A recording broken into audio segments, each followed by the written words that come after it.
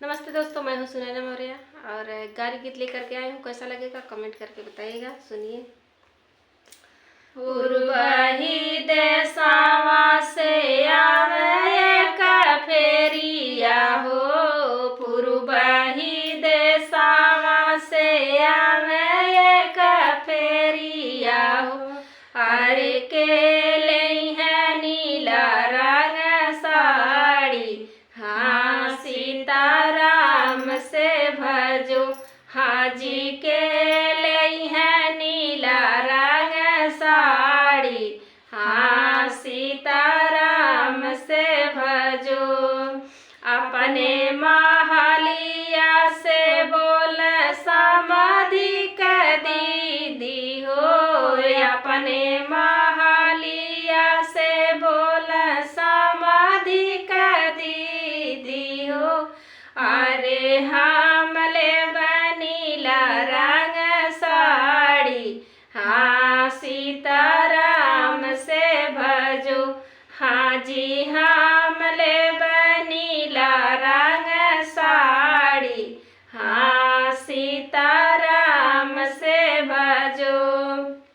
सड़िया पहिनी जब निकल बजरिया हो, सड़िया पहिनी जब निकल बजरिया हो।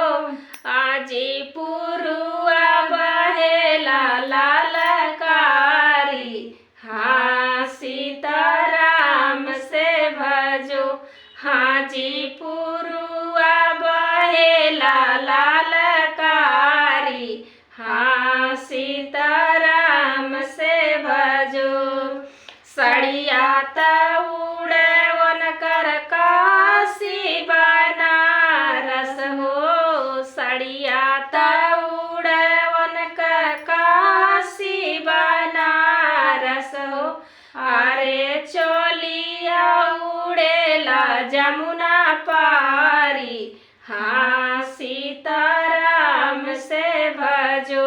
हाँ जी चोलिया उड़ेला जमुना पारी, हाँ सीताराम से भजो।